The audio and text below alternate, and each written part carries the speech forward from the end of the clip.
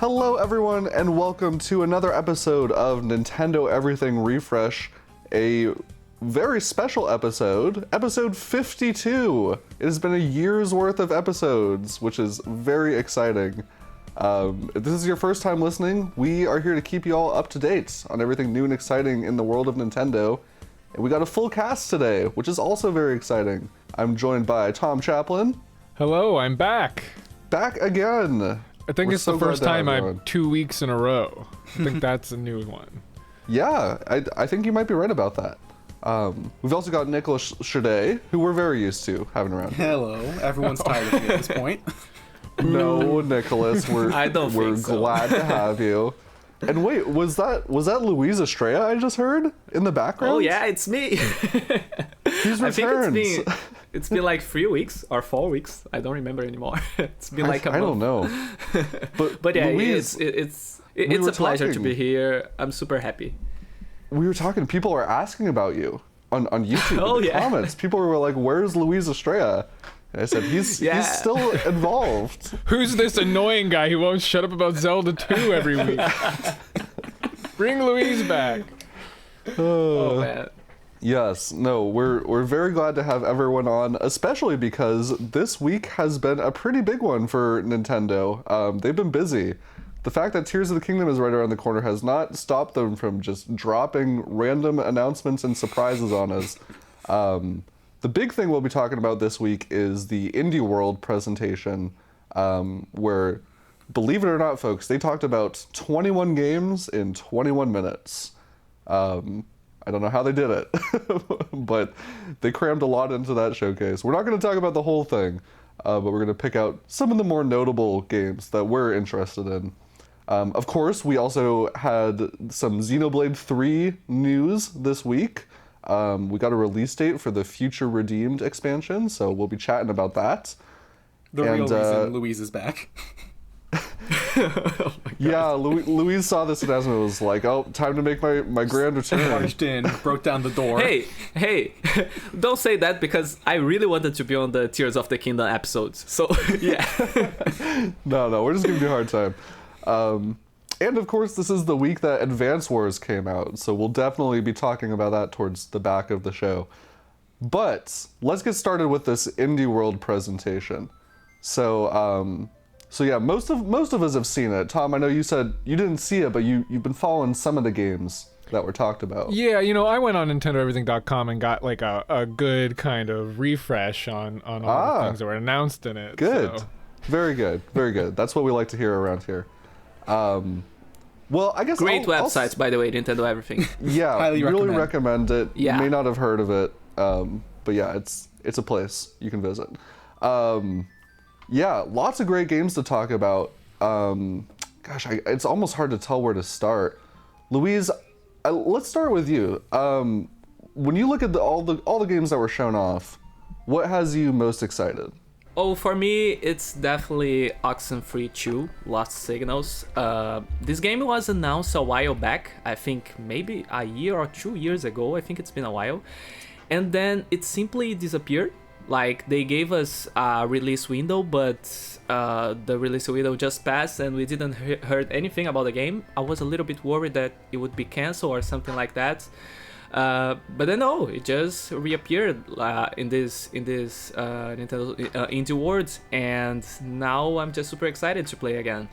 I'm not sure if you guys are familiar with this series. The first game is on Switch, Oxenfree. I think when it enters on sale, it's like super cheap. And it is a narrative-driven game. It is like a 2D adventure. You see those characters in 2D, and they are always interacting with each other. Like, if you have two characters, they are always having a conversation. Yeah. And what is interesting about this game is that during the conversation, you have those options popping up of what you say during the conversation. And the interesting thing is that it is supernatural. Like, during the conversation, you can interrupt what the other person is saying to talk about another topic or to say something completely unrelated, or you can just be silent, and it feels like a natural conversation, you know? It's not like those games with choices like Life is Strange or Detroit Become Human, when the game stops and you have to make a decision. It tries to be as organic as possible, and then you have a lot of different outcomes, a lot of different endings to the game. It is overall just a great, very natural and very suspenseful experience. I mean, it is not like super frightening, but it is a little bit. It has some elements of horror, but overall, it's just a very mysterious and interesting game to play. Yeah, I actually played through the original back when it came out. It was actually one of the first games I played with now my wife. I completely agree with you, Luis. It's a really interesting take on these kind of choice-based story systems, because you do feel like you're just like really just interacting naturally with these other characters. And as all these different layers of the mystery get unveiled and things start getting, you know, a little more tense and a little more, you know, people start, your various friends that you're on this island with, everyone starts to get a little more on edge, and people are doing weird things or disappearing. Yeah, supernatural things start to happen. Yes, and, you know, it's all a little opaque too, so that's where I'm really curious, because I feel like the ending of that game still left a lot of questions, and so the fact that they're making a sequel, I'm really hoping that it ties up a lot of those loose ends from that first game. Yeah, I mean, it's been a while since the first game, so I think they of course, they have a little more budget this time, and I think they also have a little more time to develop and create a more complete experience this time, continuing the ends of the first game. So yeah, I'm excited. Yeah, me too. Yeah, and this one is also interesting because for a while there was some doubt that it was going to come to other platforms, because the studio that's making it, Night School Studio, they were purchased outright by Netflix. Netflix bought them when they were deciding that, hey, we want to implement more games on our service. And so for a while, some folks figured, are they going to make this sequel exclusive to Netflix games and no one will play it? But fortunately, that is not the case, which gives me some relief. Because this game, frankly, just looks too good to be locked to the Netflix games platform. Oh yeah, that's true. Yeah. Yeah. Nicolas, what about you? When you look at the list of games that were shown, what has you most excited? Definitely Teslagrad 2. At some point last year, I actually played through the original Teslagrad because I saw that this game was announced, and I'd heard so many good things about the original that it just made me pick me up and play through the entirety of it, and it was very fun. And 2 is looking just as good. It already released, I haven't picked it up yet because God only knows there's already so many things I have to play through. Yeah. But it's been looking good. I think it's been reviewing well. It just looks like a lot more of an expansion on what the original did in terms of the puzzle solving and the mechanics and everything involving that kind of electromagnetism gimmick. And it just seems really interesting. What did also surprise me was that they announced Teslagrad Remastered alongside it, which is a really cool little addition. I believe it remixes some of the music, enhances the visuals, and provides some more challenge levels, which is neat. Although I am a little confused in the way that they're marketing it on Switch, because the original Teslagrad is still available, and not only is remastered does it cost less than the original to purchase on Switch, there also isn't any kind of discount or anything if you have the main game. It's just another separate $10 purchase, which is especially bizarre because on Steam it is like I forget if it's something that is gifted to people that have the original, or it's just like you buy it for $1, like you have a special sale for it. And for some reason that isn't implemented with the Switch version, which is a bit disappointing. Yeah, that's interesting. I was a little confused by that because when I saw at the Indie Words, I was not like super paying attention. Isn't Teslagrad 1 already on Switch? Yeah. But now I see that it is a remastered. But do you think it is like the remaster looks way better than the original one? Because I remember the first one looking already good enough. Yeah, I mean, honestly, I would agree with you. It's definitely an enhancement, but I don't think the original struggled in terms of the visual department in any way. Right. So I think this is very much like, if you haven't played the game before and you want to try it, this is the definitive way of doing it. Or if you're just a real Tesla grad superfan and you want to experience everything that they have to offer, then you would try it. But I think if you have played the original like I have, it's not necessarily a requirement to play through the remastered version. It's just kind of neat that it exists. Yeah, perhaps the definitive way to play it, but it doesn't look like a huge upgrade for anyone who's played the original. Yeah. So you said these are... I'm a little familiar with these games, but I haven't gotten into them too deeply. So they're mostly puzzle platformers, right? And you said electromagnetic-based puzzles? How does it even work? Essentially, all your abilities revolve around electromagnetism. It's kind of based around this technology where that's like their sort of magic in a way. And so all of your abilities have to do with like turning into electricity to dash through things, or using magnetic gloves to cling onto things or drag things to you. The sequel is introducing several new mechanics as well that I am going to have to learn to understand exactly what they do, but it's all basically a power set that involves around the concept of electricity and magnetism. Yeah, no, that's an interesting premise. I'm always surprised by the new ways that these game developers are able to create just new types of puzzles that are completely unique. Like I haven't heard of that exact type of concept, and like looking at it in practice, to me it looks just like some very interesting ways to traverse the environment is what it seems to come down to. Mm-hmm. But theme wise, it's fairly unique. So I'm interested in it. I think I played a little bit of the first one back on the Vita, but I never finished it for some reason. So I'll be curious to see how this one lands when it comes out. Oh, actually, well, they're both out. Yes, yeah, no, they both were shadow dropped. Yeah, which is always nice to see.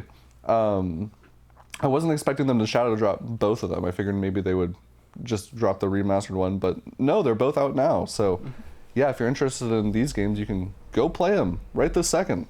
After the podcast. Listen to the podcast first, then go play them. Very cool. Now, Tom, I know you said you didn't watch the showcase, but there was one game that you were quite excited for. Yeah, I have been following Bomb Rush Cyberpunk for a while, since it was announced long before this Indie World happened. Yeah, I'm so excited to have PS2 games back in modern day. And that is not an insult. This game has some Gen 6 like vibes, some old school Sega arcade added to it. I've always been excited for. It's kind of like a spiritual successor to Jet Set Radio Future on Xbox. And they even brought back the original composer from those games, Hideki Naganuma. Mm-hmm. Yeah. So, like, that's awesome. And the game looks great. It's coming out on Switch the 18th of Augustus. And I guess Switch is like it's like launching on Switch first for like a week of exclusivity. It is. Yeah, that's interesting. I'm excited to play it. I don't know if I'll play on Switch because, at least with Jet Set Radio Future, like frame rate was important. It's very Tony Hawk-esque, like roller skating, grinding on rails, and moving quickly through space. But it looks stunning. I'm so excited for it. It's got that, I don't know, got an attitude to it that I miss, I guess. I mean, you know what? We kind of saw it a bit with Xbox's Hi-Fi Rush recently too, a similar kind of like attitude. Yeah. So yeah, I'm very excited. There's not enough rail grinding and skateboard and like punk anymore now that like Tony Hawk franchise has kind of been up and down in the past 10 years or so. Yeah, there's not a lot of games kind of in that genre, and yeah, it's so great to see Jet Set Radio getting some love. If Sega's not going to make a new Jet Set Radio game, well, I don't know if you saw that there's gameplay that leaked, quote unquote. I did. Yeah, of a Jet Set Radio game, which who knows? I want to believe, Tom. I want to believe. Yeah, no, it's just there hasn't been much like it for a long time, and this game definitely seems to capture a lot of that same energy. Yeah. I'm wondering, like, and maybe you know a little bit more about this game than me, Tom, but does this seem like a pretty straight, just kind of modern take on that game to you, or are they doing something different? Because it certainly looks very familiar. It looks like it's dropping the timer mechanic from the original game, which I'm totally fine with because the timer in that game is quite strict. Yeah. But other than that, it seems like it's fairly similar in terms of overall like concept. Yeah, I believe a Team Reptile is developing this. So it's not like anyone related to the previous games except for the composer. But yeah, it does look like they're just like, you know what? There needs to be games like Jet Set Radio Future out in the world, and they're just gonna make that like almost exactly. That's my vibe on it. But that's great, from my opinion. That's awesome. You're not going to hear me complaining. Oh, yeah. I'm super excited for that one. Yeah, August 18th. So a little bit further out, but not too long. I can't believe we're already almost in the summer months. It's crazy. Now, in terms of what I'm excited about, now this is a little bit of, I guess, maybe an unexpected choice for some people, but so there's this indie game that came out last year called A Little to the Left. And I actually had the chance to play it at Summer Games Fest, and I got to speak with the woman who made it. And it's really just, it's such a unique game. It's not going to appeal to everyone, but the whole concept of this game is you are just taking these household objects, and they're almost kind of like these little, I almost want to say WarioWare style puzzles, where, you know, a screen will just pop up and it'll show you a bunch of random objects. And there's like a certain way you need to figure out to like just organize them or align them. Sometimes there are multiple solutions too. So, you know, like whatever that part of your brain is that maybe likes organizing things and keeping things tidy, which I know that sounds weird, but like that is absolutely like my brain in a nutshell. Like I love organizing things and putting things in neat little boxes. So it's a super unique puzzle game, and they announced that it's getting some DLC specifically focused around organizing cupboards and drawers, which, you know, again, it's kind of a hard sell, but I think if you haven't seen the gameplay for it, go check it out. It's charming in a very specific kind of way. I just love the fact that we came to a point that we can see a video game about literally anything, so people can be creative in the way that they want, and there will always be a public for that, because there's a public for basically anything. And not only that, but Nintendo is promoting this game, so yeah, it's awesome. Mm-hmm. Yeah, it's really cool, and especially I always just admire also just games that are just like so distinct in their concept and are made by a super small team, and it's good to see them getting some love from these big companies. So I'm excited for this one. This game is actually, for an indie game, it's gotten quite a bit of support. Last year there was also an update where it added, it's like a daily puzzle thing, so you can log in every day and have a new little puzzle to knock out real quick. So that's fun. So it's cool to see an indie game getting that level of support. Let's see, Nicolas. Let's do another round. What's another game from the showcase that you were happy to see? Rift of the Necrodancer, which is really interesting because I've tried playing through Crypt of the Necrodancer, the original game, a couple of different times, and it's never clicked for me. I've always found that the mix of having to move to like a specific rhythm was just too, not clunky, but my brain just couldn't mesh with it. It never worked. So I never was able to play through much of Crypt of the Necrodancer. I never even picked up Cadence of Hyrule for the same reason. But now I'm seeing Rift of the Necrodancer, which in an interesting twist seems like a more traditional rhythm game. Like they've gone from making something that's maybe not niche, but a pretty out there mix in terms of like dungeon crawling and rhythm game, into something that's far more simple, where it seems like a much more straightforward kind of like Guitar Hero style rhythm game. And that suddenly made it far more appealing to me, because I don't play that many rhythm games, but something like that I think I can latch onto far more easily than the gameplay of Crypt. And there's a lot about the game that other than the gameplay itself that appealed to me with Crypt, which is why I tried to get into it multiple times. And a lot of those elements carried it over to Rift, where it has great music, it has great characterization, all of the art and designs are excellent. I love how the animation is great. The animation's great. Yeah. I love how it looks like they have some very Rhythm Heaven style mini games. It's all just super appealing, and this is something I'm actually excited to try out, because I think I'll be able to get a grasp of it. Yeah, I'm glad you mentioned, is I was going to say that's something that they didn't show in this trailer, but that's what's sold me on this game, is the Rhythm Heaven style, just these completely absurd, like, totally out of context, like, there's one where it's almost looks like you're in, like, a yoga class. like that's the level of absurdity I like in my rhythm games. It doesn't need to make sense. It just needs to be like Rhythm Heaven, and you've sold me on it. And yeah, the animation in this game is incredible. I really actually enjoyed Crypt of the Necrodancer. I never played the Zelda one, but it is a very challenging game, and so I totally understand why it may not have gelled with a lot of people. Like, the timing in that game is very precise, and so it's interesting that they're keeping this game under that same brand, even though it does look completely different. And I really wonder how it will tie into it. But yeah, it's certainly a unique release, and I'm always happy to see more rhythm games come to the Switch. Louise, what about you? Anything else from the showcase pique your interest?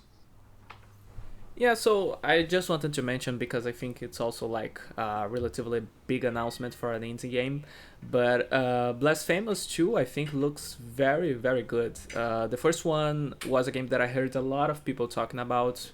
Those who enjoy a nice Metroidvania mentioned that the level design is great, the combat is awesome, and it has a very distinct art style, which looks like it has some Christian references, stuff like that. At the same time, it has that very authentic 16-bit look, so it just looks amazing.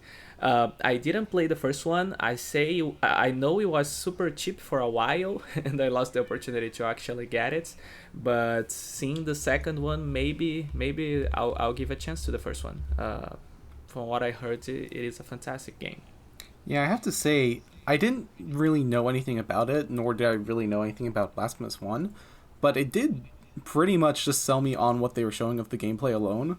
It's super fun seeing it looks these kind really of... good. Yeah. It's fun seeing these kinds of like action platformers with this variety in moveset and whatnot. It just seems like a really fun, well-built together game. Yeah, I've heard it's pretty difficult. Some folks have like said it's almost like a Souls-like in terms of its combat structure. Although, you know, that word has been used so many times that in some ways it's kind of lost its meaning, I feel like. But yeah, it's that's the reputation these games have.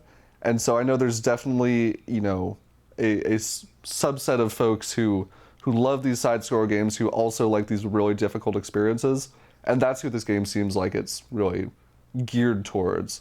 But it also seems a lot bigger than that too. You know, there's NPCs you can chat with. So it's seems more open-ended than your, you know, more traditional games in this genre. So yeah, I'm curious about it. I've never played the original. I think I have a copy of it. Like, I got it for free somehow through... It was probably like one of those free Epic games. You know, they give away a PC game every week. So I feel like I probably picked it up at some point from there. But but yeah, no, I'm curious to hear more about this one. And in case anyone is interested, like Louise said, the original game does go on sale, and it's actually on sale right now, it looks like, up until May 7th for like 75% off. So... Oh, nice. There you go. Now's your chance, folks. All right, one more game I want to shout out. And this one is just, it's so charming. I had to bring it up. Also, any game with a cat. I mean, I know that's very simple, but what's not to love? So this game is called Little Kitty Big City, and I've heard of this game before. It was announced for PC, I think, last year. And Nicolas, I think you summed it up well. It's basically like Stray, but much cuter, and you're in like New York City style environment. And look, you're just a stray cat trying to get home, but you can chat with the other animals in the city. You can talk with the dogs. Looks like it's mostly a platformer, but obviously lots of silly cat shenanigans. 100% up my alley. Pun completely intended. Yeah, it has kind of like a Goose Game vibe, but with a cat instead. Which is this very whimsical, charming, colorful world, and you're just a cat doing cat things. Yeah. Yeah, it's as a cat owner, I appreciate games like this a lot more than I think I would have before I was a cat owner. Yeah, the game looks beautiful. It's super cute, and I always admire when the indie developer goes and tries to create a 3D game with a big world, because I know how complicated it is to develop something like that. So it looks very nice, and if this is Switch footage, the game also runs very well on the console. So it looks like it'll be a great experience. Yeah, looks solid. Yeah, actually, I'm glad you mentioned that, Louise, because there were a few games they showed off that I was a little worried about. They showed off in the Indie World Showcase that they're bringing over Escape Academy to the Switch, which I think is awesome. Like that game is great. It would be a great fit for the platform. But I was watching the gameplay of it, and it looked a little bit rough. Are you guys hearing Nick? Someone send Nick an Ethernet cord. Oh no. Lock Nicolas, him hardwired into that router. I left to make sure it wasn't just on my end. It wasn't quiet. just you. Well, I try to stay quiet just in case he comes back, and we don't have to I was wondering if it was just me, so I was like quiet. Wait, did I cut out or did Nicolas leave? Yeah, you went robot. I went not robot. even. It was silent. To me, yeah, it was silent to me. Right. Shoot. Well, I'm saying now it's robot-y, sort of. And now it's robot. Okay, yeah. Ay. All right, hang on.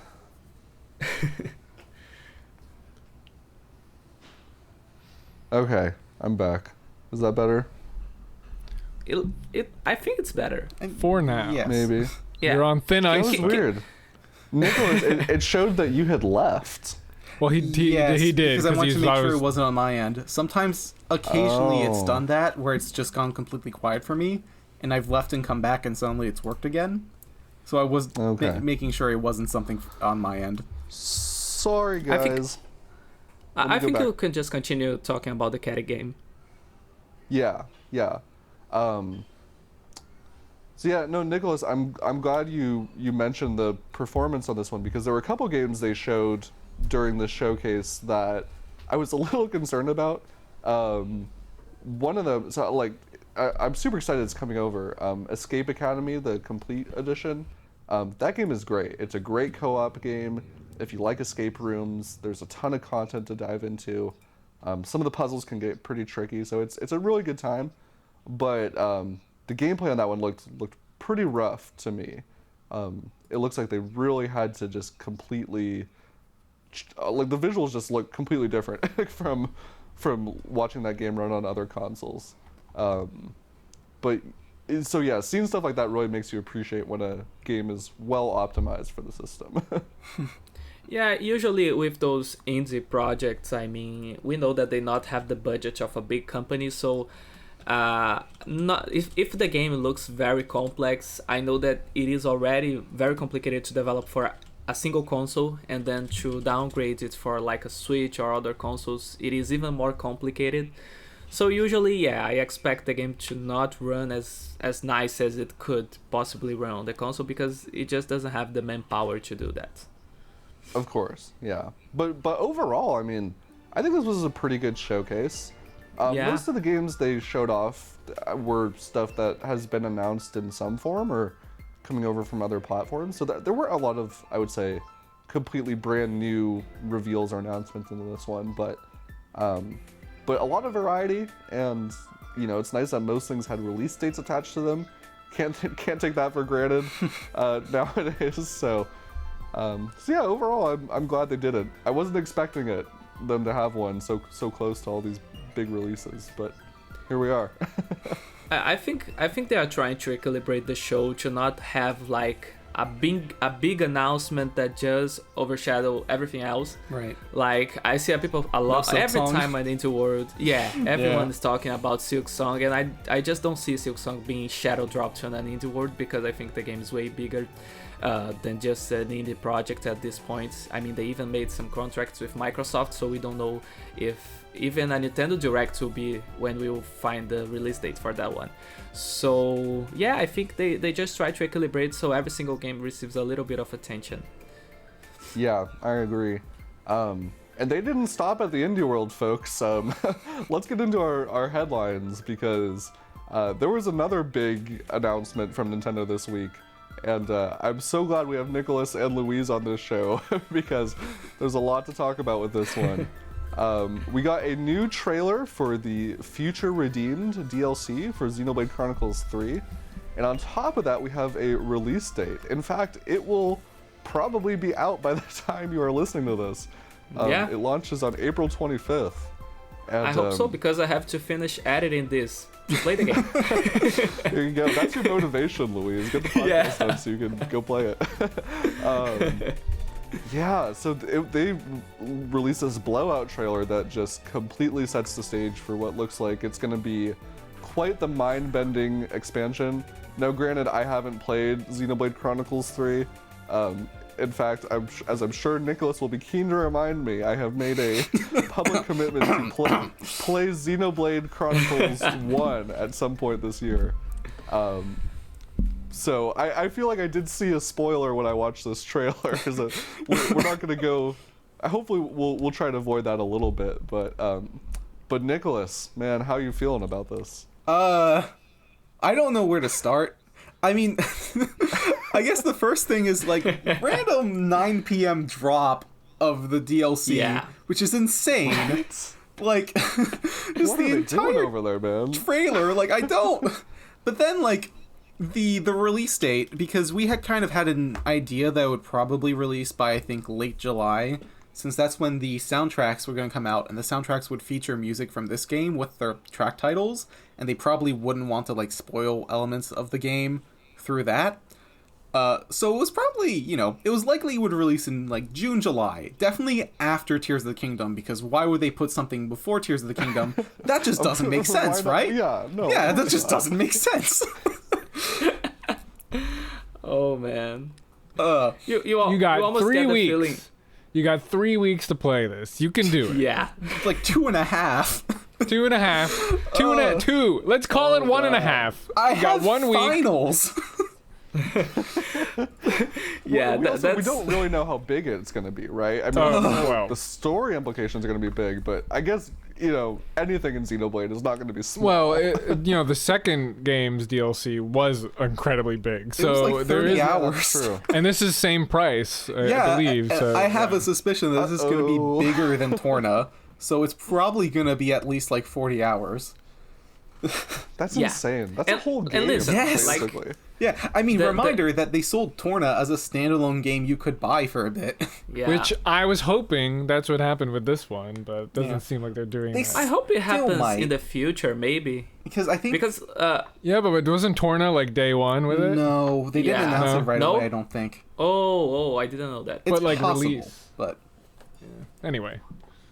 Because, I think Monolith Soft is, working faster than they can print physical copies. I think it was reported that Xenoblade Chronicles 3 had been, done and ready to go for a while. And the same thing happened with Engage. And Engage's final story, big DLC, came out, 2 months after the game came out. Super fast, Right. yeah. And I think that's just part of Nintendo's strategy of holding on to these games when they're done for a long time. I mean, Advance Wars is another one, right? Mm-hmm. Where these games are been done for a year before they even come out, so they've already worked on the DLC. Yeah, Right. yeah, different, and like different circumstances for Advance Wars, but yeah. Yeah, of course. Generally, yeah. yeah. I mean, it feels super fast to be releasing the DLC right now, but at the same time, I think it's the same time frame if we compare Xenoblade Yes. 2 to Torna. Yep. So it makes sense from a development standpoint of view, and like this time it's super clear that this DLC was developed, like they decided to develop this DLC with the base game in mind, like to the point where I think the base game hid some information because the DLC was already being produced, because they already had the script for the DLC, because there's some elements on Xenoblade 3 where they simply don't explain exactly what it is.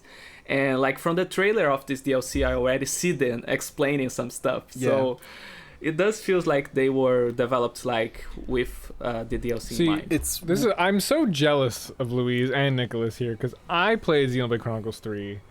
I played Xenoblade Chronicles 1. I played 3. 100 plus hours, loved it, but I would say I understood what was happening while playing it about half the time. And so the fact that you're like you're able to watch this trailer and be like, that's what they meant, that fills that hole. When it's all a hole for me. It's all like, that was fun, I killed a lot of monsters. I mean, it's a lot. Yeah. It's so exciting though, because it makes it feel like this isn't just... It makes it feel like this is a companion piece to 3, and that's finally providing some of the answers that we just very, very dearly wanted from that game. But on top of that, it also seems like it's going beyond that, and actually providing a conclusion to the main 3, like, Xenoblade trilogy as a whole. Yeah. Like, it is conclusively ending that saga and that era of Xenoblade before we move on to the future, and that's just so exciting. Yeah, I mean, at the same time, I love that. As a fan, I'm super happy with all that. But at the same time, I also have to recognize that we are kind of entering Kingdom Hearts territory here, where like a DLC, it's closing the trilogy, you know? Like, we are getting to a point, you want to play Xenoblade, okay, you have to play this game, then you have to play the expansion of the definitive edition of the first game, then you have to play the DLC of the second one and the third one. Right. So everything is getting a little complicated, but as a fan, this was something everything. This was something we had theorized on as well, I think, right? Where we had talked a bit about why was it that 3 was so withheld so many connections to the previous games, and it's one of the things we had talked about in our discussion was like maybe Takahashi is doing that because he wants Xenoblade 3 to be relatively accessible, and then that's awesome. Crazy connecting elements are going to be in the DLC. Is. Yeah, which is exactly what's happening apparently. So yeah. Because most of the connections that the base Xenoblade 3 game has with the first game and the second game are like small nods or stuff that are most cosmetic. So you don't have to actually play 1 and 2 to understand 3. It's more you receive little rewards. So I'm pretty sure that even without playing the second game, Ton was able to understand the overall story of 3, right? Right, and well, no, I just said I didn't, so I guess no. But I do think like though, I never played Futures Connected. I played the first game on Switch the first time, but I never, you know, I was exhausted by the time I finished it. Right. So then I played 3, right, and I'm like, okay, I'm ready for more Xenoblade. Let me finally go back. And going back to that older game mechanics, I didn't find as fun because 3's mechanics are so like seamless and smooth and fun and clear that like playing 1 after like 3 being your first Xenoblade, I feel like maybe poisons the well a bit to going back to the older ones. Because the first game I had no idea, I didn't know any better. It was my, you know, as a game mechanically, and then 3 is so much more refined that going back to 1 might be difficult. That's the challenge I have, and you know, it's the reason why I feel like I'm always so behind on some new releases, is because I'm like, shoot, like I really want to appreciate, you know, these modern games for what they are. So I want to go back and play some of these original games that are just so highly acclaimed, because for that same reason, I know that I'm like, if I, you know, pick up this modern game, there might be a little bit more of a, what's the right word? You know, like a barrier to going back and enjoying some of those older games. You're like, you know, I've gotten so used to it. Yeah. It's just a little bit harder when every game in a series is 100 hours long. So that's why I'm where I'm at. With Xenoblade, I think it's pretty weird because, the first game is a little rough, but then you have the second game, which is super complex and super hard to get into. The mechanics and to learn the mechanics because the tutorials are terrible. And then you have 3, which is super easy to get into, and then you have 1, which I think it's kind of easy, but it's also more simple. So maybe if you play 2 or 3, you don't want to get back to 1. So but I think overall what justifies everything is the story. So if you really want to know the story, maybe that will carry you through the experience. At least I imagine something like that, but it varies from player to player, of course. Speaking of the story, like everything, I don't think we can talk about it in detail too much because there's just so many potential spoilers for Xenoblade 1, 2, and even 3. But the story, what you could glean of it from the trailers is so cool. There's so many things going on and characters being introduced and characters returning. Riku, common variety Nappan. It's just so much. But at the same time, I just want to say to Nick, and maybe to Tom also, it seems like you guys are getting spoilers, seeing what is happening in the DLC, and because there's stuff that if you play Super Smash Bros, you get. You don't even to play Xenoblade. You know who Shulk is. Well, So I wouldn't call it a spoiler. I for would me. consider myself a fan recognize of the this characters. franchise. I've played X on Wii U. I played, the remake of 1 on Switch. I played 20 hours of 2. You play but most of the games. 20 hours of 2 and 20 hours in, Nick, I was like, I don't know anything about what I'm doing still. Like, I still don't know what I'm doing. So that one game. And then I'm just like, let me just play 3. And I beat 3. So I've played, a good percentage of this series. And, but not the level of, I bow down to Nicolas and Luiz, but There you go. Show some respect, damn it. No, and on top of all that, they also announced a final release date for the Pyra and Mythra amiibos. Yes. So those aren't coming till July, unfortunately, but it was nice to see those. And sometimes I forget that they still make amiibos until they give an update on one of the directs. By the way, guys, a general question here. In the US, in the stores, we still have that amiibo stand where we have like a lot of amiibos in the stores that you can buy. Not as much. You'll still have sections in stores, but they're pretty small compared to what they used to be several years ago. Yeah. Oh, I see. Because my father was in the US, and I asked him to find some amiibos to me, and he didn't find it. In Best Buy, in Targets, there was nothing. I find that. Whoa, that's weird. So right now you can for some reason they reproduce some of the Mario Party line, the Mario line of just Mario and Bowser and Donkey Kong. I think to go along with the movie. So you can find those right now. You can find a million Metroid. Dread ones and Skyward Sword Zelda ones. For some reason those are everywhere. I wonder if they overstock those because they expect them to sell more. And those are the ones you can find right now. I mean, you're talking to an ex-amiibo veteran, who has every single Smash amiibo. Amiibo trenches. Wow. And every time another Smash amiibo like Pyra and Mythra comes out, and especially when they're doubling up on one character, I literally weep a little bit, with the scars of war get reopened, because I'm I just want to be done with it. I told myself, just finish the Smash line and you'll be out. And then they kept adding DLC characters, and then these DLC characters they're selling 2 of, Pyra and Mythra. But really, it's just one purchase, so it doesn't feel as bad, right? So, Luiz, to answer your question, there is no point in history where amiibos have been abundant and easy to find. Because if you were in 2014 trying to collect all the amiibos like I was, you were a maniac. You were an insane person, and you were waiting in front of a GameStop at 7:30 a.m. Trying to get Ness because he's exclusive, and he's only going to be available that day. If you don't get him when it opens, it's gone. Right. It hurts to say this, but yes, I'll be picking up Pyra and Mythra. I don't want to, though. Well, to me, what's more exciting than Pyra and Mythra is that they announced Noah and Mio amiibo, which would also be the first Xenoblade branded amiibo unrelated to Smash, which is super cool. And I really like those characters too, but they're not Smash Line, and I told myself never again. We already know which way this is gonna go, Tom. Just it's okay. Oh, so yeah, that's crazy. I really was not expecting to get all that Xenoblade news in the same week that we had an Indie World, and the same week that Advance Wars came out 3 weeks before Zelda. Just a wild time. Usually this first half of the year for Nintendo is like vacant, like there's nothing. But this one's like, I don't know. It's just been insane. Zelda. Yeah, I got Zelda in like a few weeks from now. Yeah, I don't really understand. Crazy. Some people have been saying, Nintendo, they've been slowing down a little bit. They're not putting out as many heavy hitters, and so that's a sign that the Switch is on its way out and the next console is coming sooner than we all think. But I really don't see it.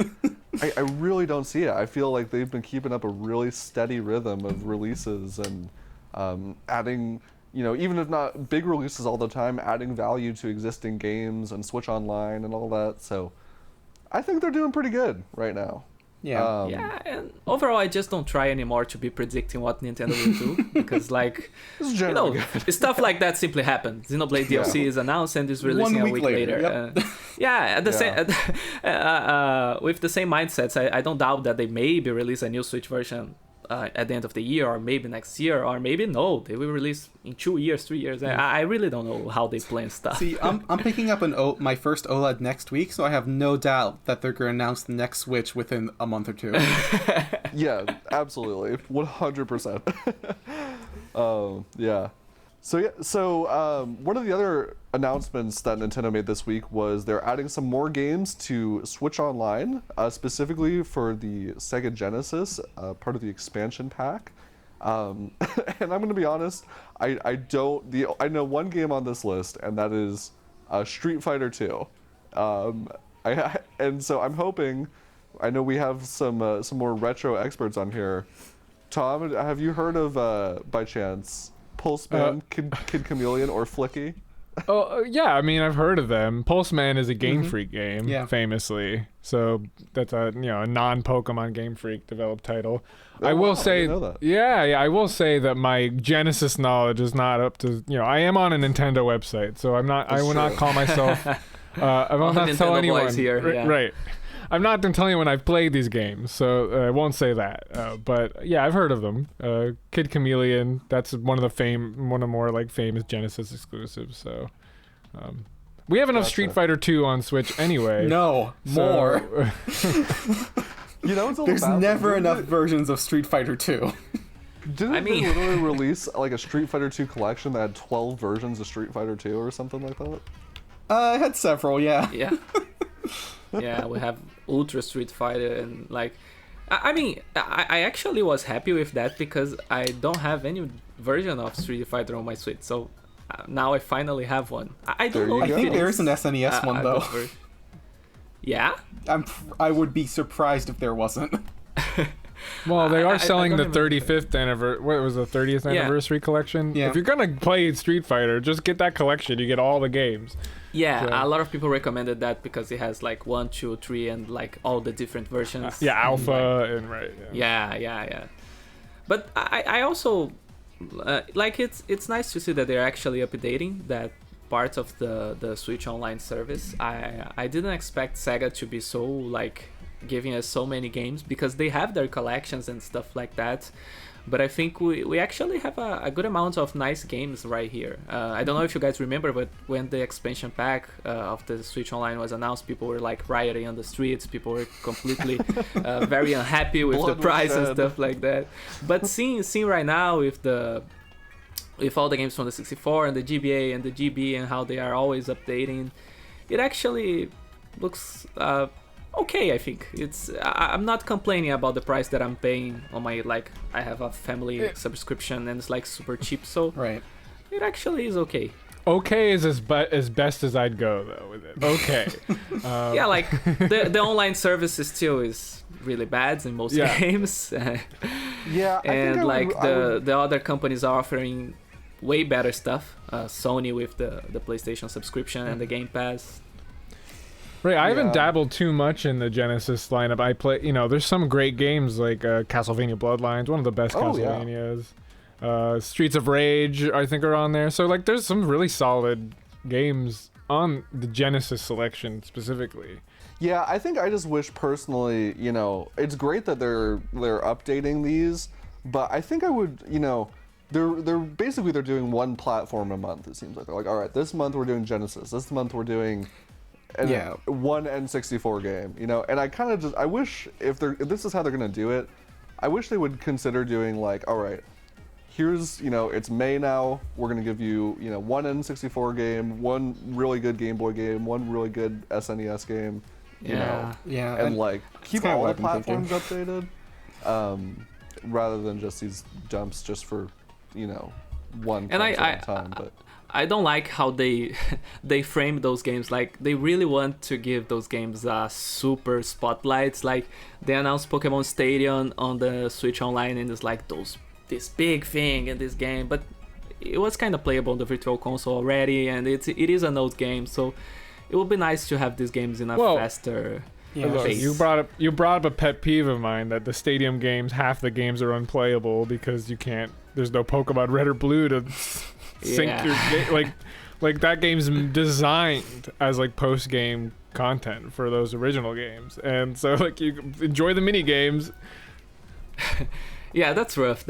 I think they could plan that better. And could you imagine if they release like Nintendo Switch 2 and they are like, okay, we have to re-release all this service all over again with each game coming every. I don't think they would do ever something like that again. But yeah, you it just say feels that like now, it's Luis, but I don't doubt also. Oh man.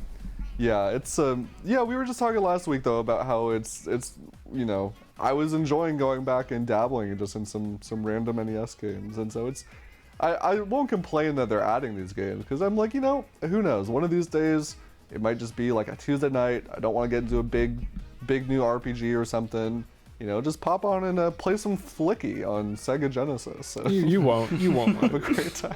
There's no way he does that. Yeah. 0% chance Nick is playing Flicky on a Tuesday night. It could happen. Oh man.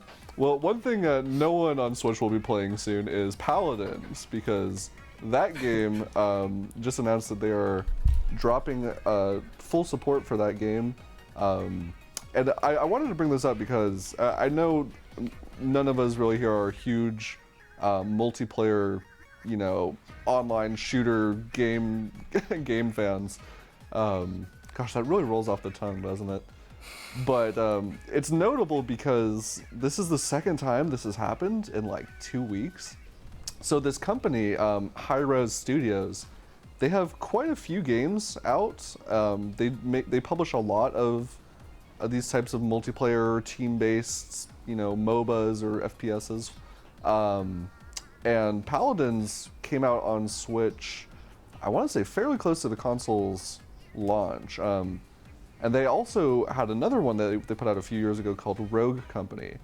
And within the span of just a few weeks, they've announced that they're delisting these games, they're shutting off Switch support, so the games will still be playable, but the only console that's having its access revoked is the Switch. Mm-hmm. And they're citing the main reason being, technically, like, we understand that these ports are not really up to modern standards, and we're not really able to improve them at this point.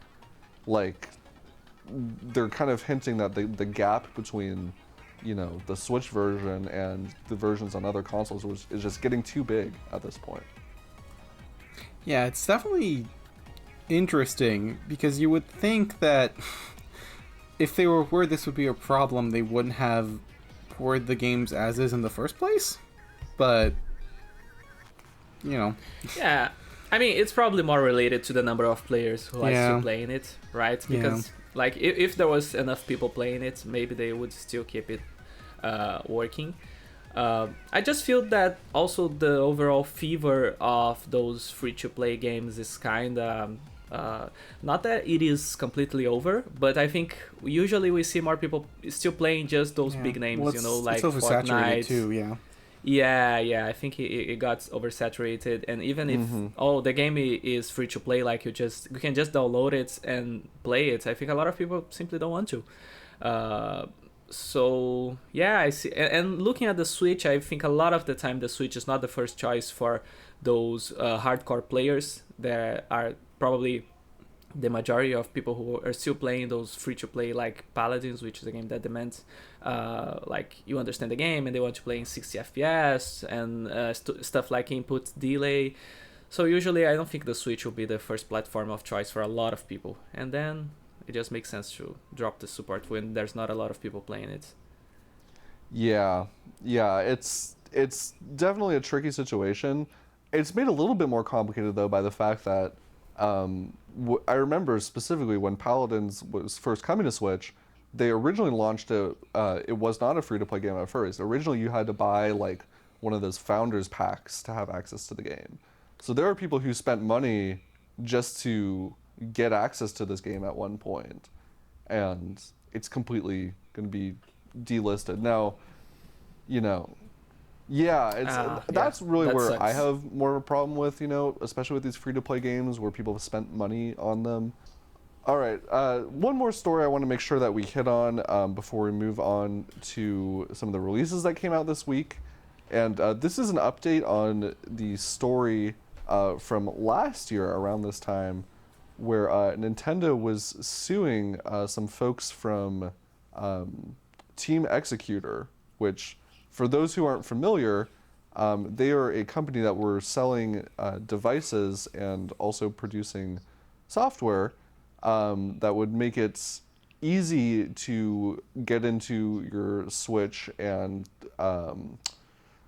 I don't know what the proper term is, but essentially it was a way to basically enable homebrew on your Switch, and they were filing charges because they were arguing that these tools could be used for piracy, which is true, but at the same time there is also a homebrew community on the Switch, and so there was also an argument for that. The other component that made this whole case just really tricky was that they were going after this one particular person, Gary Bowser, who was involved with the organization but was not by any means like the main person. Now the outcome of that case was he was found guilty and he was sent to prison, but it came out this week that he was released early on good behavior.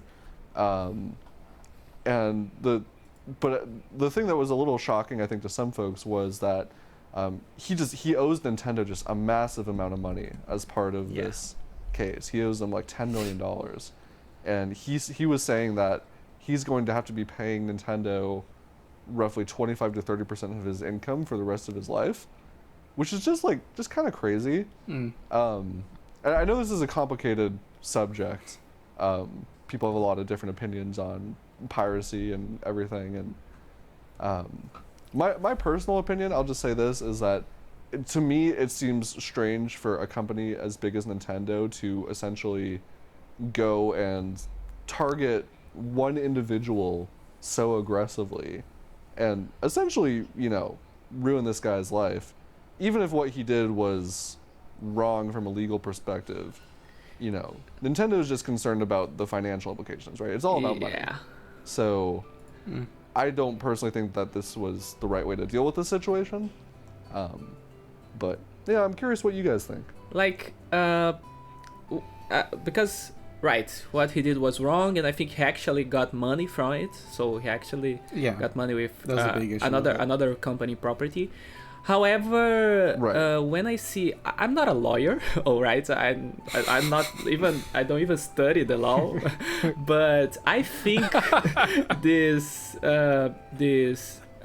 value that he has to pay has something to do with they argue. I think that this is money that Nintendo could have got if he did not help to develop something that could make games run on Switch for free.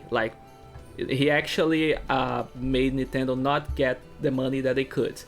And I just think that this is not true, because someone homebrewed their Switch and put some games in there, that does not mean that this person would actually buy a game. Especially in like third world countries like the one where I live in Brazil, because a lot of people just use homebrew because they do not have money to actually buy the game. So it's not like this guy managed to make Nintendo lose 10 millions of dollars or something like that, you know? I don't see that direct correlation. But yeah, that guy's life is basically ruined, and he has to pay to a company. Like, it's not even a person. He has to pay to a company for the rest of his life. And I just, to me, that's really, really weird. And like over video games, not like pharmaceuticals or something. I also heard he has to play on original hardware for the rest of his life. Actually, he has to play exclusively on NSO.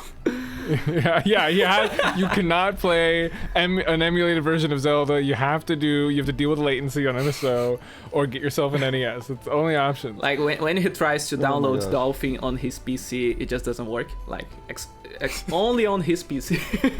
No, it's the SWAT. He gets swatted like immediately. That his ankle bracelet starts beeping. Oh wow, we've crossed into dangerous territory. I've gotten us off the rail. Yeah, no, I don't know. I feel like it just seems like a timely topic right now because, you know, with the 3DS and the Wii U eShops going down, a lot of people have been very open about the fact that, like, hey, these consoles are, you know, basically dead from Nintendo's perspective. So a lot of people are basically taking it as, hey, this is free reign. I'm gonna go, you know, mod my system, you know, install all these old games since they're not even available to be purchased anymore. I know it's a little bit different with the Switch because obviously they're still making money from that system, but at the same time, my general philosophy is I don't think we should give companies in America the power to ruin people's lives. Yeah. Well, you know, his name is Bowser. His name actually is Bowser, so I think they're making an example out of him. To be serious, making an example out of him, a legal example. Yes. As to scare anyone away from doing it. I mean, I do think the actual sentencing is a bit harsh. I also think there's been a lot of painting Nintendo as like the giant evil overlord, cracking down on this poor innocent little fellow. And I mean, to some extent, he is, you know, relatively insignificant, I guess, in that respect, like monetarily. But he's also, I'd have to double check the reports, but I remember reading that, for one, this is not the first time he's been written up basically for doing this. Like, this is a repeat offense of him conducting behavior like this. And there were also situations where he would break the switches that were hacked if the people paying him didn't deliver a certain amount or something. There was some additional stuff that makes it kind of hard for me to feel too bad about this guy specifically, even if I feel the sentencing is a little harsh. Yeah, I think we all agree that he did a lot of stuff wrong. Yeah. I just feel that because it's weird to see that he's paying a company, right? Mm-hmm. So it's not even money that is going to the government or something like that. He's literally giving. Nintendo has this passive income for years right now, just of this guy. So it is kind of weird. He's going to pay for the future of Nintendo Nintendo Switch Sports. It's nowhere near as bad as EA making players sign an arbitration clause in their terms of service to play their game. So if their kid gets addicted and spends $1 billion on virtual cards, they can't sue because they signed away their right. Anyway. Oh my gosh. These companies, am I right? Yeah. So it's not as bad as that. Yeah, there's all kinds of legal weird things happening right now. It's all a bit of a mess, but well, I think we should probably get back and focus on some of the games because this was a pretty big release, a pretty big week for game releases. Definitely the big release of the week, Advance Wars 1+2 Reboot Camp, finally out now after substantial delays. Originally was supposed to come out December 2021, if I remember correctly. Got delayed until the spring of last year, and then with everything happening with the war in Ukraine, Nintendo decided to delay it further. But it's finally out now. and it is a big meaty package. If you have never played an Advance Wars game, or if you're revisiting it, there is a ton of content to dive into in this one. And Tom, I know you and I have both been playing it a little bit. Normally I would talk about this towards the end of the show, but it's just such a cool release from Nintendo. I'm very excited to play more of it. I've only put in a few hours, but this one will be keeping me busy for a long time. Yeah, my head's on a swivel of another war breaking out because of this game's release. Well, I mean, fun fact, the original game came out on September 10th, 2001. Yeah. Yeah. If you didn't know that, and was delayed and packaged in Japan till in 2004 with the second game. So Japan got the 1+2 treatment originally with this series. So this wasn't a Western only series for 3-ish years, and with this original game, and they bring back the original and the second in this package. Yeah, I mean, it's exciting that it's here. It's developed by WayForward, so it's not like Intelligent System had anything to do with this release. WayForward kind of updated the visuals, got voice acting, tweaked some of the mechanics, but that original game is just, well, the first two. I would say the original game is a tutorial for the series. I do think the original game, while very good, almost is like too worried about it being like the Westerner's first game in the franchise, because this is a long-running franchise, right? Famicom Wars, Super Famicom Wars, Game Boy Wars. I heard about it. So this is not the first game in this series, but this would be the first game in the West, and so I think there's just like when the Fire Emblem came to Game Boy Advance the first time, they added a whole like prologue, like easy like tutorial prologue to the Western version of it.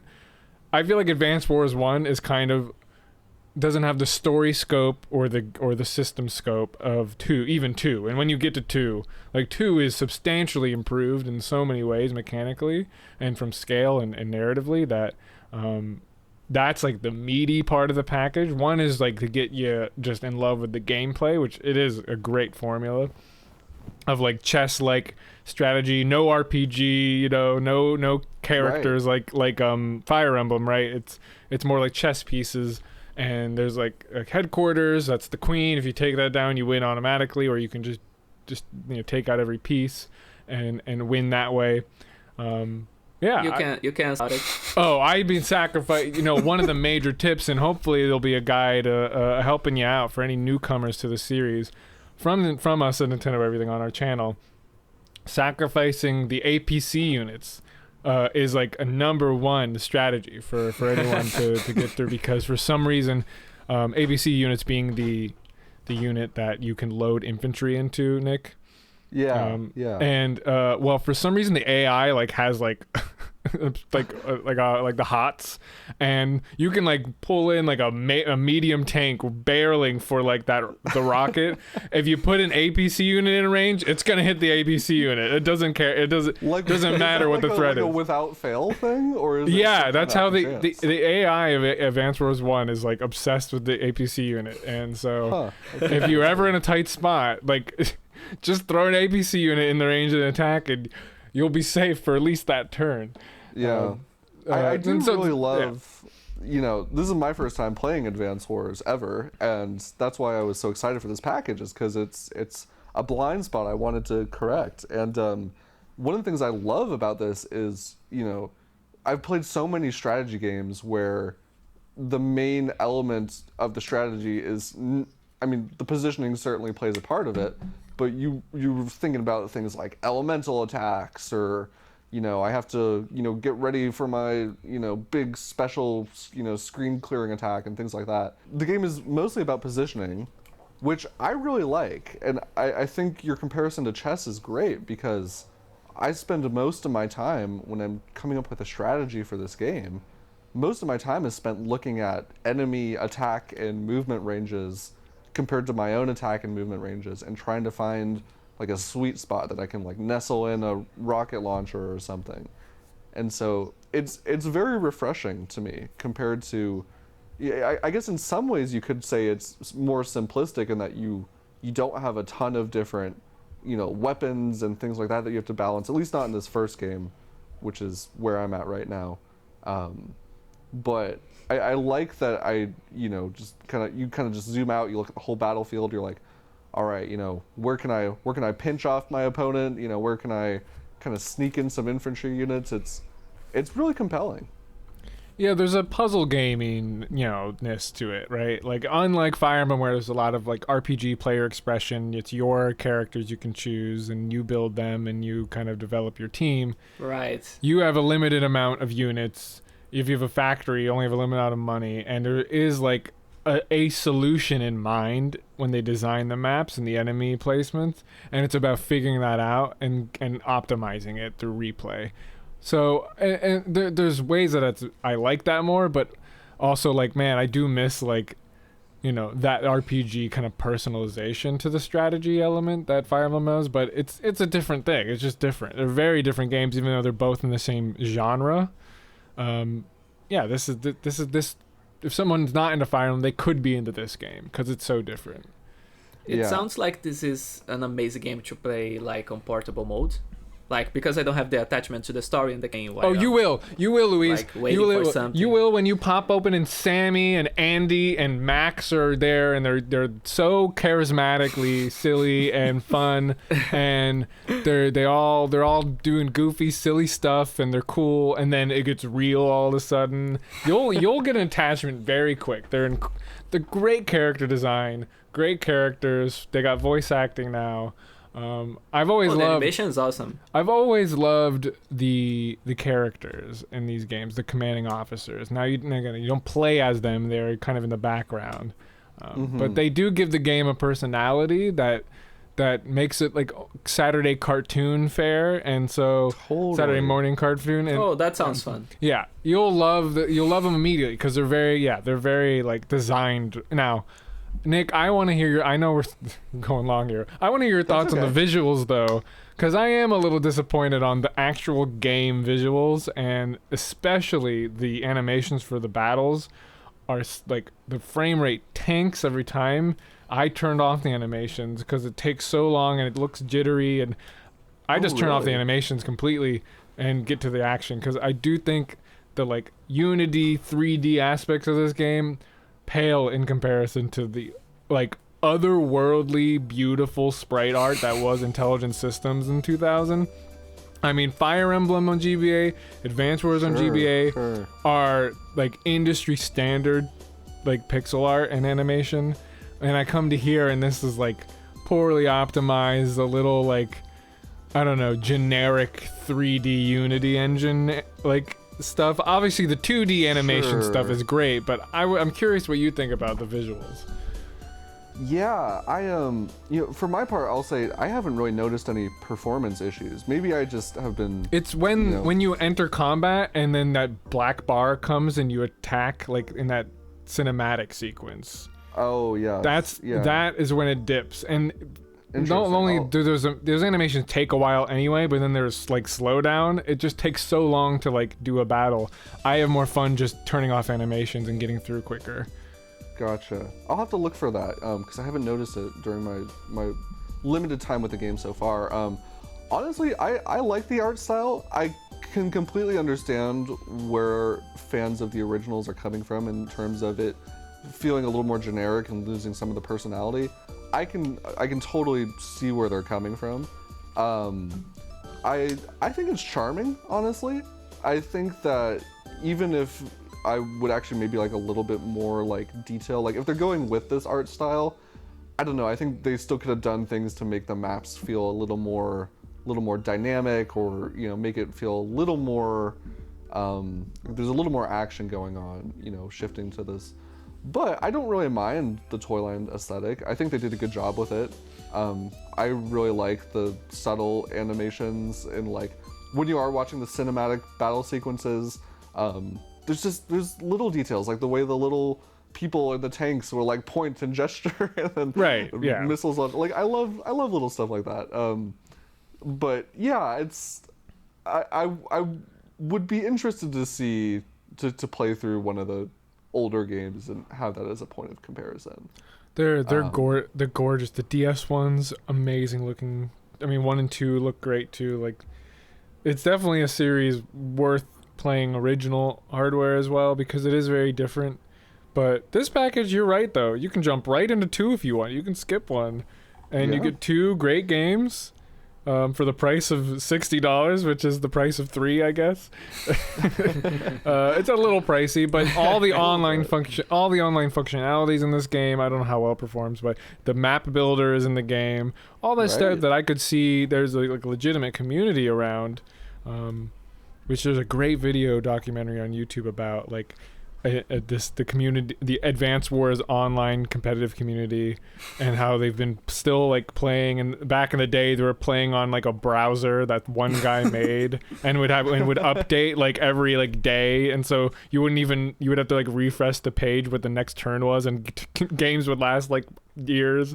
But they loved it, you know. So I do like that part, that they committed to those parts of the game, because I could have seen a version of this game that just cuts out the online.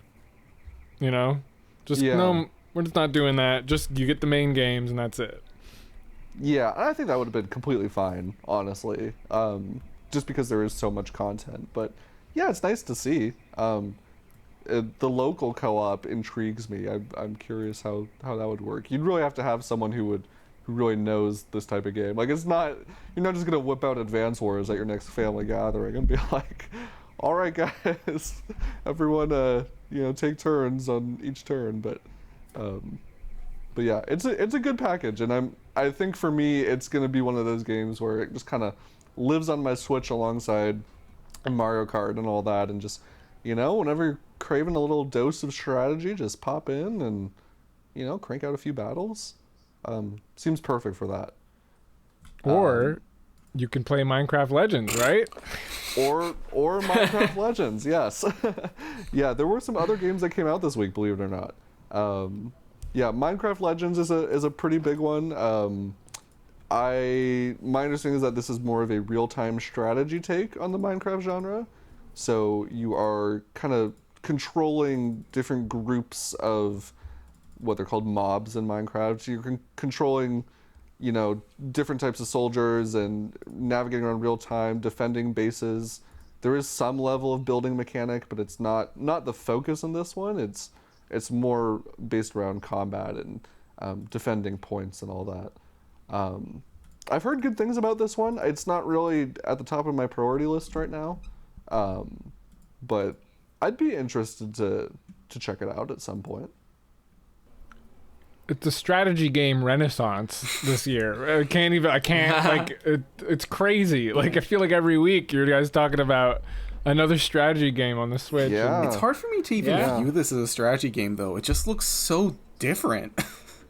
Like, the real timiness, like you just riding on the horse at the head of basically an army. It's an RTS. Yeah, it's sure. like it's super interesting. Yeah. It's not all what I would have thought would be like a Minecraft spin-off. I don't know, because I didn't saw proper gameplay, or I didn't play the game, but it isn't like a little bit like Pikmin, where you have like a horde of characters and you can let them to attack. I don't think places. so. I think it's more like a defense like game, tower right? defense. Yeah. Okay. More of the points I get. I haven't heard any Pikmin comparisons, but I guess it's possible. Yeah, it's interesting. It's also kind of cool to see that despite Microsoft owning the IP, they're still supporting other platforms with it. Mm-hmm. Probably just because they know it'll make a crap ton of money, but I'll take it regardless. But yeah, they're doing a lot of these spin-offs. There was also that one that came out a few years ago. I think it was Dungeons. Minecraft Dungeons. Yeah. Which I heard was a pretty simplistic take on the action RPG formula, but you're gearing it towards kids and potentially a younger audience. So that's kind of where this falls for me. But I have heard some folks say that the strategy can actually get pretty in depth. So yeah, if you're a Minecraft fan, this seems like it should probably be on your radar for sure.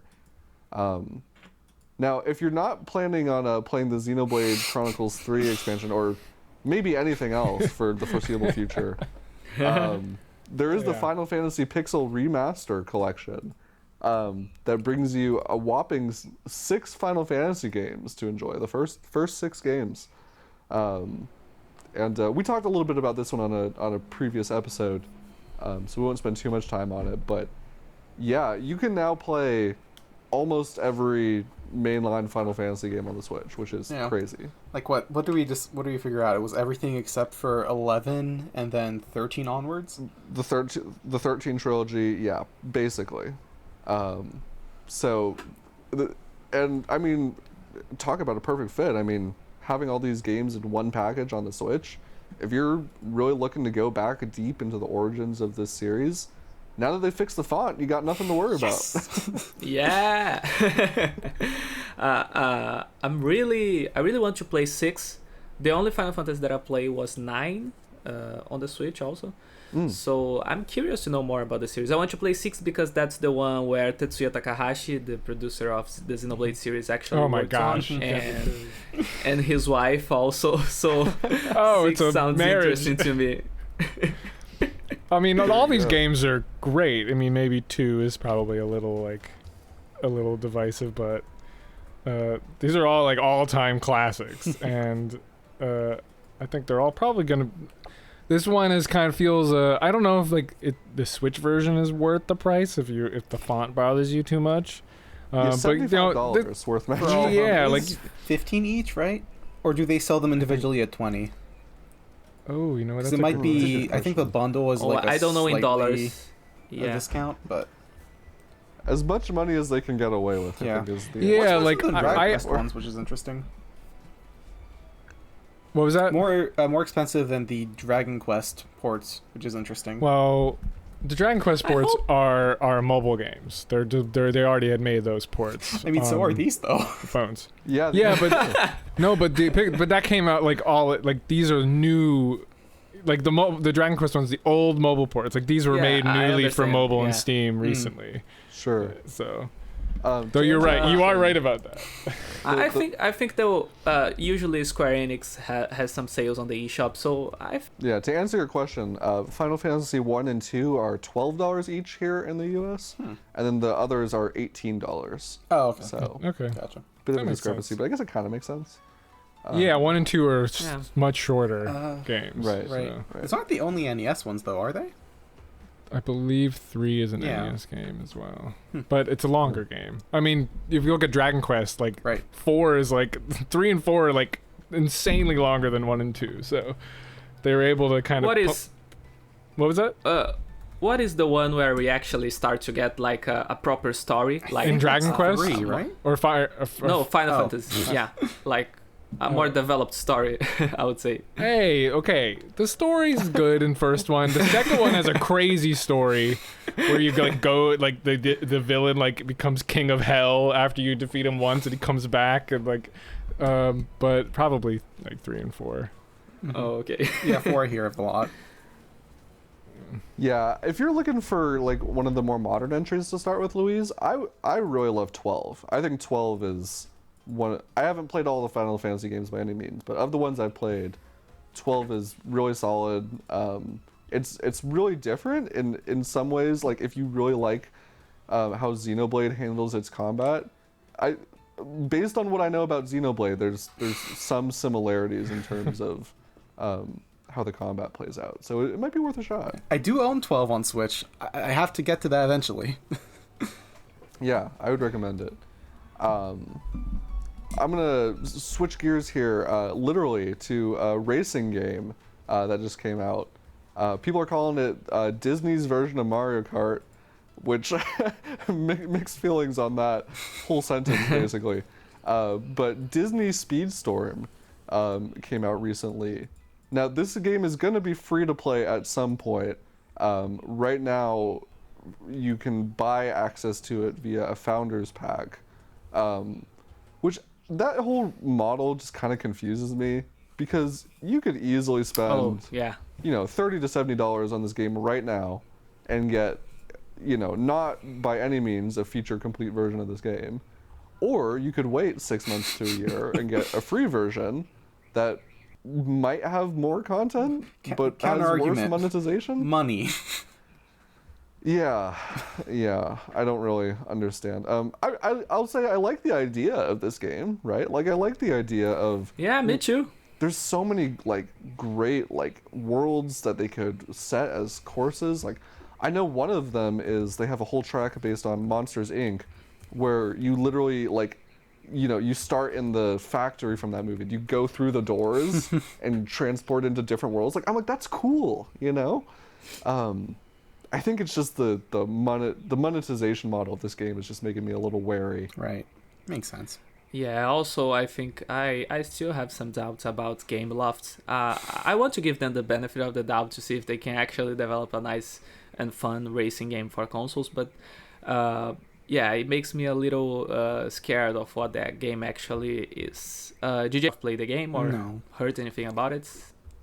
No. I'm not touching this game.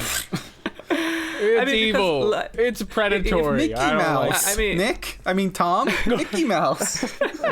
Oh yeah, Mickey Mouse. He's coming for your money. Okay, Mickey Mouse's pockets hit and run are nice and big. But he'll laugh and smile at you while he does it. I'm laughing. I mean, Mario is the same thing, right? I mean, like, it just is so hard to copy Mario Kart. Like, the Chocobo racing game that I swear I was expecting a nice game and then the game released. Hey, Luis, I know how you don't do it. Make it free to play with microtransactions. That's not how you copy Mario Kart. Okay. I mean, didn't the from Chocobo GP, like, that mistake already happened, and here we are again. And the Crash game by Activision too. Well, that was okay. I mean. Yeah, but at launch, it was unfinished. It was buggy and people couldn't play it much on launch. I see. But like, didn't the live simulation Disney game actually works? I didn't play it, but I heard good things about it. Something Valley, right? Yeah, Stardew Valley. No, Dreamlight Valley. Yeah, Dreamlight Valley. Yeah, didn't that one was actually a good game? Although, based on what Dennis said, the Switch port was not. Oh yeah. No, Dennis was abysmally disappointed by the Switch port. Look, I have to come down. I somehow have to come down hard and be the truth speaker on the podcast. No, that's good. We need some accountability around here. This game, stay away. Yes, especially involves Zelda 2. Look, I'll say this. Once it's free, I'll probably check it out because I'm a sucker for a good kart racer. You are a sucker for like good deals on online games like Avengers, right? No, okay, look, I try and be well-rounded. All right, I like, you know. He plays Avengers before Xenoblade. Okay, listen. I think my reasoning is it works for me. Okay. Well, also that game's about to die, so you have a limited amount of time to get to it. It's about to die. Well, I can't wait to hear about Paladins next week. In the refresh rate. Whatever. Not with Paladins. Oh man, the shaming here. I know. I'm just kidding. I'm just kidding. Podcast. All right. I put a bomb. I set ablaze the podcast for a second. No, that's okay. But on that note, let's talk about what we have been playing this past week or so. Tom, we've already talked about Advance Wars quite a bit. What else have you been playing beyond that? Anything else you want to mention? That's mostly what I've been playing. Though me and Nicolas share a game, so I'm gonna let him talk about it because it's his first time playing it. But so go ahead, Nicolas, because other than that, Advance Wars is pretty much it. Right. So I've done a few different things this week. I finished New Super Mario Bros. Wii. I tried Monster Hunter Sunbreak because that got a title update, Shadow Drop, which was another thing. Really? Yes, the day after Future Redeemed, there was a Monster Hunter presentation, and they just Shadow dropped the title update, releasing the same day. So that was another thing to just keep me busy. But the... I was being sarcastic. It's not surprising to me that they are still updating Monster Hunter Rise. It's getting one more update, and then it should be done. I'll believe it when I see it. But yeah, the main thing that I've been playing is the original Legend of Zelda for NES through Nintendo Switch Online. Yes. And I went ahead and I completed regular quest and completed second quest because I had never played that before, and so I just wanted to be able to take that off my backlog and also have that experience. Wow. I appreciate it for what it is. I do like it. I think it's fun. It definitely, it's interesting to see the roots of where so many games have come from. Just the idea of like the dungeon crawling and the exploration. It feels very frustrating for certain bits. I don't like the dungeon crawling experience much. I think the overworld, aside from the fact that some of what you do is a little obscure and some of it still feels a little experimental, like the idea that you can lose money from finding a secret door feels off. Oh, it's hilarious. It's right, so but funny. from a game design perspective, like, it feels like it discourages exploration. That is the funniest thing in the world. When you bomb, you find a secret bombing wall, and the guy goes, "You broke my door. Give me 20 rupees." That is the funniest. I don't even care if you're. I don't even get mad because it's so funny. I don't know. I think it was Miyamoto fun. really lost that sense of humor, right? Yeah. it was lost on me when I needed to grind money back up to get a blue ring.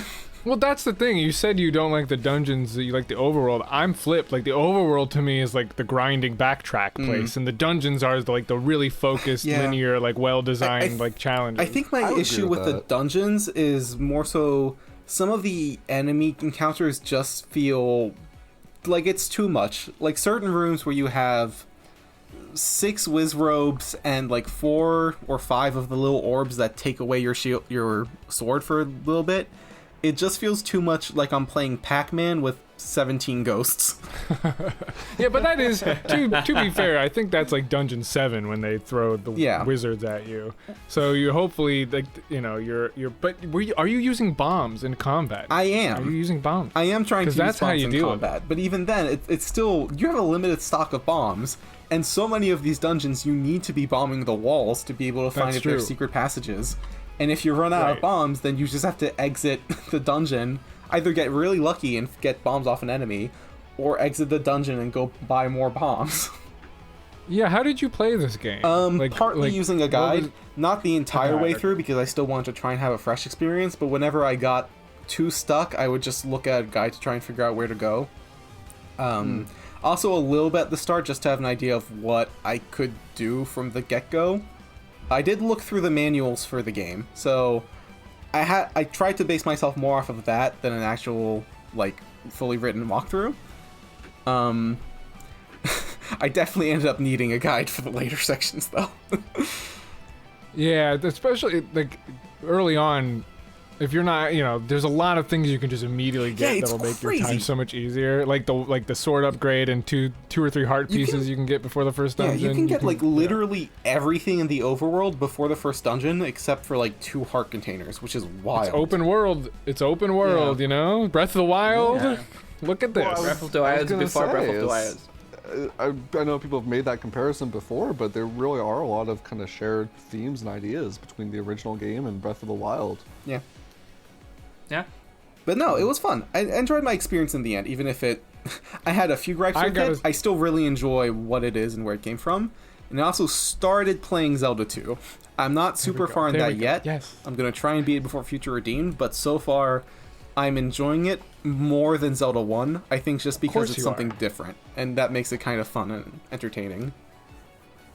Yeah, of course you're having more fun with it. It's a great game. Also, I agree with you, Tom. The music is a banger. Oh my gosh, and Koji Kondo, who? He's not even the composer for the Zelda 2.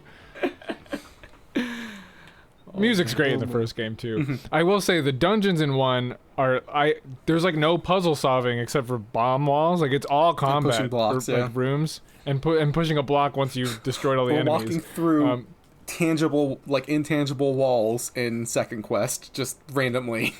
Second Quest is. I don't like Second Quest as much. Second Quest makes everything very obtuse. Yeah, Second Quest is like actually like NES like obtuse, and the original game is just, you know, I feel like the original game gives you enough hints. Right. But what I like about the dungeon is you only have to start bombing walls. You only have to in Dungeon 5. So you don't the first 4 you really don't have to do the bomb walls tricks very much, or at all. I don't think it starts getting required in 5. Yeah. But I love when you're roaming the dungeon and you don't know where you're going. You don't have the map yet, and you hear the boss screaming from off screen. Like how like atmospheric is that? Like you can hear the Ganon beast monster just screaming off screen, so you know, as like a game design thing, you know you're close to the boss. But too, like as like an atmosphere thing, it's like super, like I don't know. I think it still hits hard, even though it's 8-bit cool. NES, 40 years old or whatever. Like it's still like really, it feels great. That's like awesome. Anyway, Zelda one's really good. Zelda one's really good, and minimal guide, just kind of get you started. Minimal guide is always my advice. I would be interested in trying to replay it without a guide at all, just to see, since I have some of that experience, what that would turn out to be. But yeah, I imagine you'll have a tough time with Death Mountain, the last dungeon, because that is like staircases everywhere. No, yeah, like, Spectacle Rock is... Spectacle Rock, oh my god. That one, I went through half of it without a guide, and then I just decided I cannot do this. I still get lost in that one sometimes. Yeah, it really makes you appreciate just how far, just world design and being able to communicate things to the player, just how far that's come, and to the point where True. Well, okay, I think it communicates it pretty well though. There's only 4 places in the room you can bomb, and you got the hints of like where all the rooms are adjacent to it. It's not like what's a game that's really like bad at it's like Castlevania 2, where it's like you have to like kneel at the like cliff and then a tornado comes. Yeah, like guessing all the time. Sure. This is Miyamoto we're talking about. There is a lot of good stuff when it comes to like telling the player how to like direct them through. I think some of the hardest one is the graveyard, trying to figure out where the magical sword is. There's like no hint, and there's like 400 graves, and it's like it's in the graveyard somewhere. It's like so I'm gonna push every grave. See you in a decade. Yeah. No, that's cool. No, this is a great time to be digging back into some of those classic Louise, Zelda games. have you played the first Zelda at all? Or Nick, have you played it? I played the first one on the 3DS. I think I did like 3. I made 2 or 3 dungeons. I don't remember exactly. I remember having a lot of fun with it, but I wasn't able to continue because I was having some issues with the difficulty and stuff like that. But I definitely have to revisit the first Zelda. The second one I played just the beginning, and I didn't like That's too not much enough. because I think I had some issues with the combats. Like I was dying for the first enemy in the game. So I think I have to dedicate a time to actually understand and play the game how it's meant to be played with the second one. I guess that's another thing is I wish I wasn't in a rush to finish it before Future Team comes out. That's something true. like that you just want to. I wish, I had the time to do more like organic exploration. Yeah. Well, luckily Zelda 2 is more linear. It's not open world. There's gates that you have to get a certain item to progress. So. Yeah. Well, Louise, if I go ahead, Nick. Sorry, I apologize. I asked you to. For my part, that like I've played it, but I've never beaten it. Like I've gotten, I feel like, reasonably far into it, but it's been so long since I've even tried to get back into it that I'd be interested to try it again. Well, let's say somebody in this call, let's say they make like a beginner's like guide to beat the game on Nintendo Everything's YouTube channel. Like, would you consider it then? Hypothetically. Yeah, I would consider it. Of course. Sure. Zelda 2 is, Zelda 1, like when you know how to play it, is like a 2-hour game. It's really short, like 2, maybe 3. Like Zelda 2 is much longer. And so once you like feel confident, like you won't have to worry about being such like a time sink. I guess that's what I'm saying. Okay. Well, I will watch your guide video awesome. when it comes out, and then maybe we'll give it another shot. Zelda month next month. The whole channel, Zelda content. Yeah. We're Let's getting go. Zelda content. Yeah. That's the plan. Very cool. Louise, anything else you've been playing that you want to shout out real quick? Yeah, so it's been a while since the last time, so for a lot of those weeks I was playing Fire Emblem Engage. I think I actually finished the game, it's been a week already. Great game, great experience, I think I already discussed here in the podcast. I think the gameplay is close to perfection, it's really fun. So good. Also the characters, I love the characters, there's a lot of characters. and it was kind of hard to choose which ones to use, but still it was a lot of fun. And I'm a casual Fire Emblem player, so I'm not like making all this crazy stuffs and tactics. I play normal. The only thing that I turn on is the permadeath, because I think that's part of the Fire Emblem experience. But the game was actually really, really fun. The story, I think I enjoy a lot of the cliches that the story uses, so just for using it, I have some nice moments. Overall, the writing is not that good. There's a lot of moments where you're like, I think You're like, all right, sure. I never skip dialogue in any of the JRPG I play, but there are moments in this game where I like, I think But I Bonds, could skip this dialogue. I wore Seems out. irrelevant. No, Louise, I wore out that skip button with playing that game. I wore that start button stuck now. It's I was skipping it every single time someone opened their mouth. Yeah, the writing is definitely not the best in the series, but overall, I think it's a fun experience for sure. Yeah.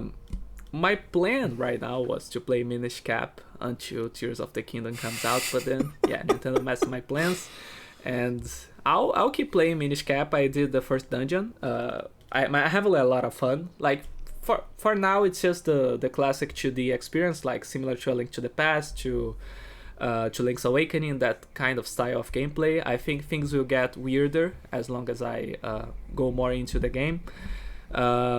But yeah, right now that's what I'm playing, and I'll play until Future Redeem is released, like 2 days from now. They're messing things up in a good way. They messed up your schedule in the best way.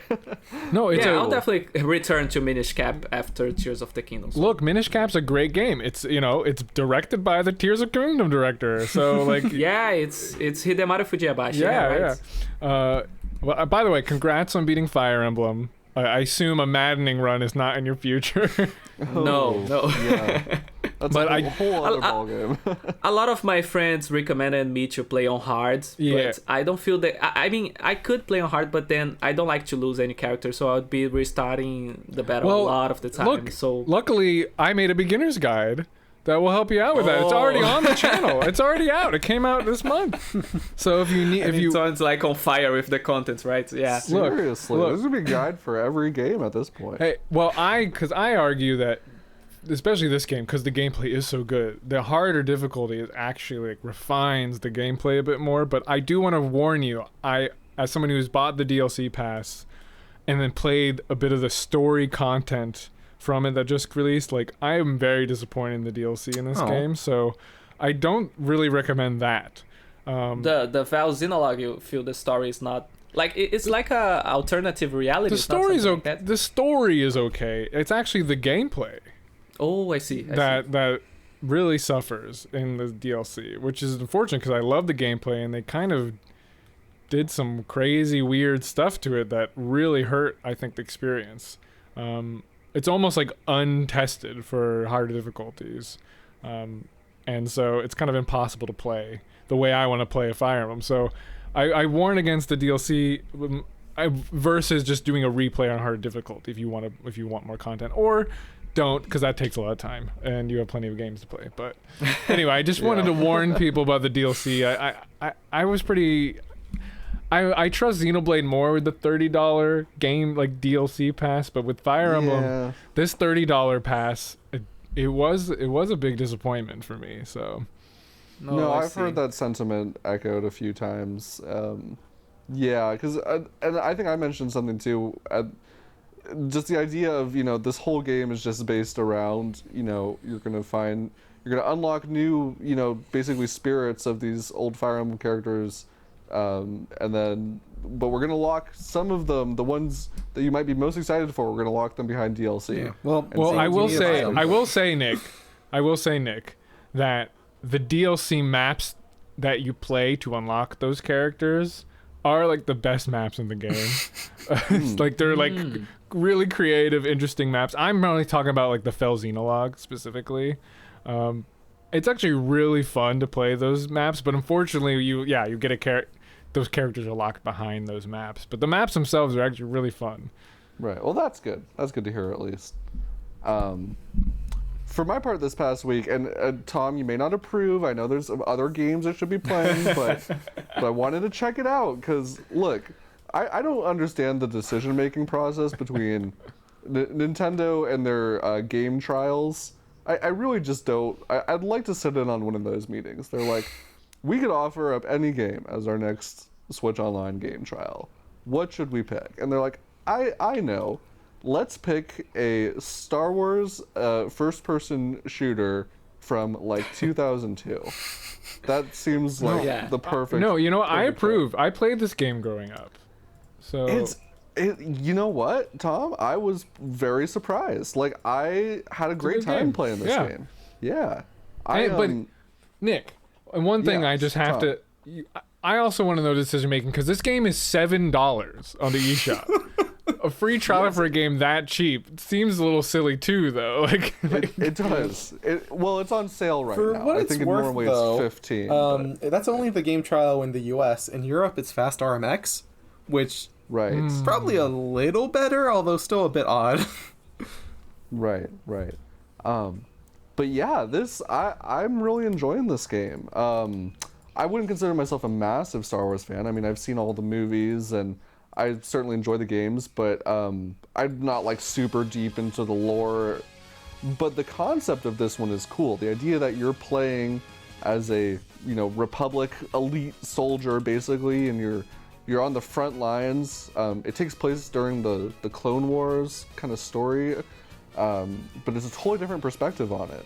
And what's cool about this is it's a tactical first-person shooter, and so you have a squad of 3 other kind of elite commandos that you're, and you don't have direct control over them, but you can command them to do certain things. You can be like, all right, I want you to go and set up position to go snipe off some enemies, and I need you to go, slice through this door for us so we can get through before this place explodes. Like, so it's a first-person shooter, but it feels very different to play, because if you just try and go and run through and just shoot everything yourself, like you're gonna have a bad time. Like, this game is relentless at the pace in which it is like throwing enemies at you, and sometimes the enemies will not stop spawning in an environment until you have like met whatever the objective is. So just trying to shoot everything doesn't work. So it's really interesting, and I haven't played a first-person shooter that plays like this one. It certainly, shows its age visually.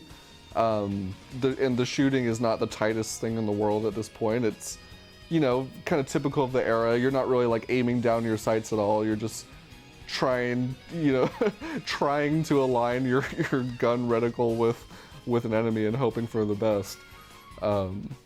But yeah, I'm glad I tried it.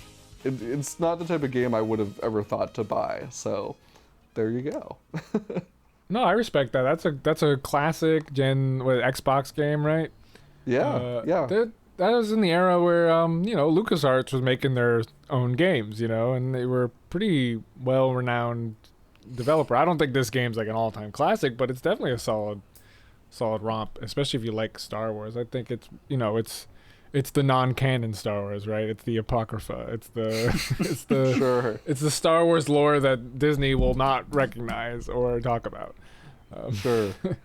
Apparently, though, you say it's not considered like an all-time like best, but from what I've heard when people talking about the game this week, people are like, "This is one of my favorite Star Wars games." And I'm like, well, wow, I'm talking about like in the canon of video games. Yeah, as a Star Wars game, this is probably one of the best ones. Yeah. Well, again, this was an era where a lot of Star Wars games were really good. Right. GameCube launch title. What's it called? Star Wars Rogue Squadron, right? Yeah. Like a lot of these were like technical powerhouse, like impressive kind of games. Yeah. So, and Knights of the Old Republic. The music in this game is also notable because it's was one of the first times, I think, maybe if not the first time, that they introduced like more vocal elements to like the Star Wars soundtrack. So you hear like all these like people like chanting and singing like operatics, and it's It's really like the atmosphere in this game for something from 2002 is just incredible. I feel like. So yeah, this is a good slate of games that we've all been playing. We've all been busy. Wow, yeah. Yeah. Well, I know this episode has run long. Thank you so much, everyone, for listening and supporting our podcast. If you like what you hear, please give our show a rating on the Spotify's great, but on the podcast platform of your choice. Those ratings really help us out. And if there's something you'd like to see in a future episode, please let us know. You can leave us a comment over on YouTube, or you can send us an email, and our show email is in the show notes over on YouTube as well. And yeah, that's it. Thank you so much, everyone, for tuning in, and we will be back at you next week with everything new and exciting in the world of Nintendo. See you guys next time.